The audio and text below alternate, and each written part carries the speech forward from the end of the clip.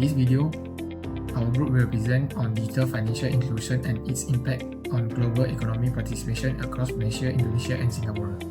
In today's digital era, financial inclusion plays an important role in driving economic growth, especially for MSME. Traditional financial systems often create barriers such as high transaction costs and strict collateral requirements, limiting access to financial service. However, digital finance, including digital banking and mobile payment, help reduce these barriers and improve access to credit. This study focuses on Malaysia, Indonesia, and Singapore, which represent different levels of economic development and financial inclusion strategies. The main objective of this study is to analyze the level of financial inclusion in these countries, examine its impact on economic participation, compare their similarities and differences, and propose suitable policy recommendations.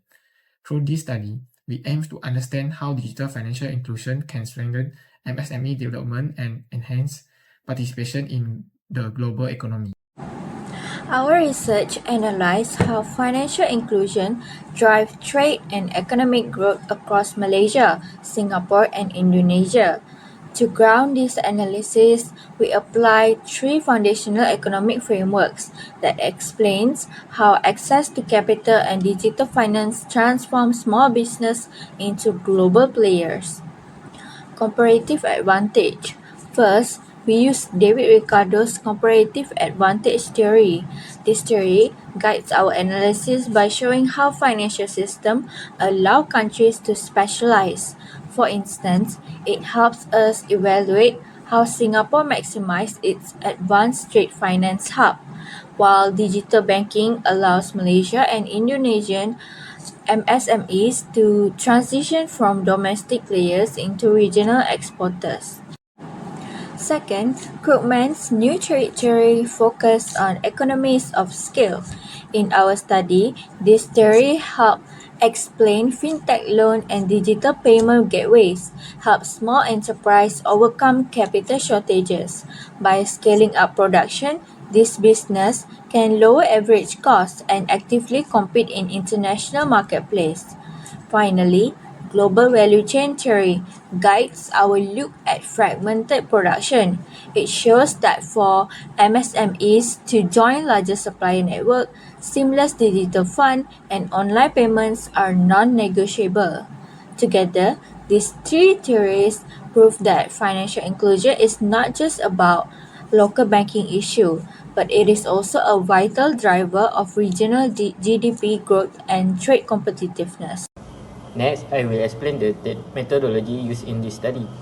This research used a qualitative comparative study to examine the relationship between financial inclusion and global economic participation in Malaysia, Singapore, and Indonesia. The study is based on secondary data collected from reliable sources such as the World Bank, Asian Development Bank (ADB), Asian Report, National Central Bank, and Academic Journal. For the analysis, a comparative approach is used to identify the similarities, difference, and trend among the three countries.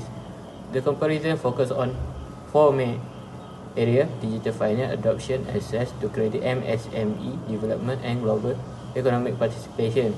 This approach helps us understand how different levels of financial inclusion influence economic participation and integration into global economy. Moving on to section 4, let's explore how digital financial inclusion shape economic participation, starting with our analysis of Malaysia and Indonesia.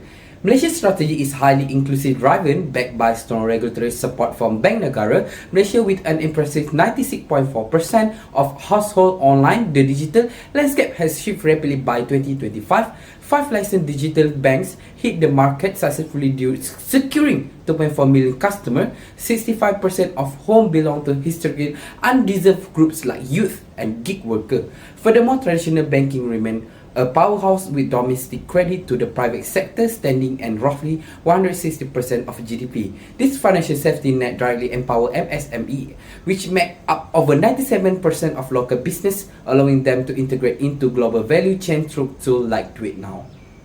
In contrast, Indonesia showcased a mass adoption driver model. Its digital economy is booming project to reach 146 billion USD by 2025, fueled heavily by mainstream fintech apps like GoPay and Dana, backed by Bank Indonesia Unified QRIS. Consistent million of unbanked individuals have transitioned away from cash. Structurally, MSME are the absolute backbone of Indonesia, accounting for 60 million businesses and a massive 60% of national GDP. However, a critical export gap remains as this MSME contribute to less than 50% of national export, while government programs are actively working to push these businesses into global trade.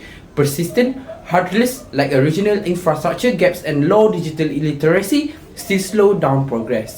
Singapore has one of the most advanced digital finance ecosystem in Southeast Asia. The country's digital financial development is supported by the Monetary Authority of Singapore, or MAS, through various digital banking frameworks and innovative policies. Singapore is also a major fintech hub with more than 1,600 fintech companies utilizing technologies such as artificial intelligence, blockchain, and data analytics. In terms of credit access, Singapore adopts technology-enabled lending systems that improve credit assessment and speed up loan approvals. For MSMEs, the Productivity Solution Grant, or PSG, supports businesses in adopting digital solutions and improving productivity. As a result, Singapore remains highly competitive globally, attracting foreign investment and maintaining strong economic participation. This table compares the approaches taken by Malaysia, Indonesia, and Singapore in promoting financial inclusion. Malaysia focuses on financial inclusivity through digital banking and an advanced banking sector. Indonesia emphasizes mass adoption of digital finance, supported by alternative financing channels and effort to empower unbanked communities. In contrast, Singapore adopts an innovation-driven approach, leveraging advanced fintech solutions and technology-enabled lending.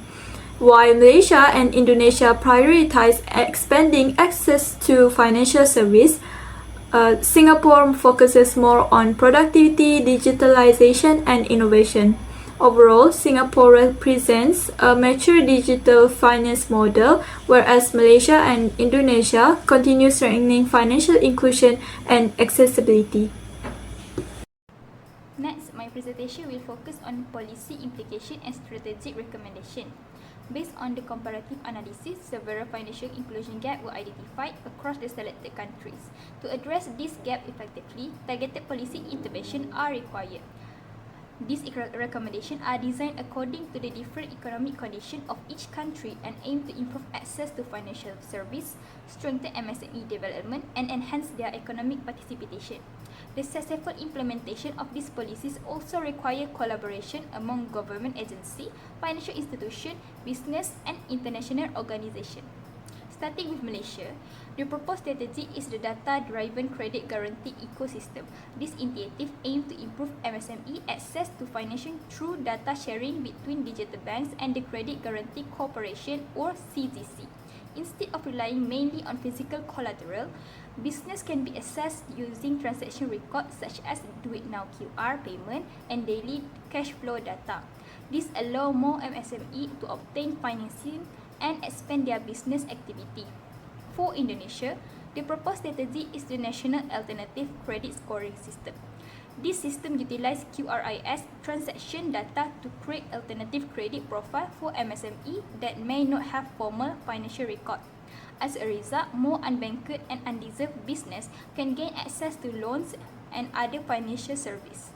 This helps strengthen financial inclusion and encourage greater participation in the digital economy. Overall, these policy recommendations aim to improve access to credit, support MSME growth, and strengthen economic participation in both Malaysia and Indonesia. Next, for Singapore market is to strengthen the AI credit assessment framework through Project MyFraud. This policy requires all digital wholesale banks to apply the FIR principle, which is fairness, ethics, accountability, and transparency in every financing and loan approval decision. This is important because many digital banks rely heavily on AI-based credit scoring, which disadvantages the startup and SME due to lack financial record. while Digital Wholesale Bank as the implementer, the Monetary Authority of Singapore will act as the regulator to support global AI government standard in Singapore. Moving on to Asia regional recommendation, regional SME is remain in high transaction costs and relies on the US dollar, which exposed to global tariff war risk. To address this, Asean should implement multilateral payment system under Asian Digital Economy Framework Agreement. This involves unified regional QR payment system such as Malaysia Do It Now, Indonesia QRIS, and Singapore Nets, allowing the business to trade directly in local currency and reducing transaction costs. Malaysia, as the Asian chair, will lead this initiative, while the Bank for International Settlement (BIS) will provide technical support through ISO 20022 standard. Together, this effort will reduce trade barrier and create greater market opportunities for Asian SMEs.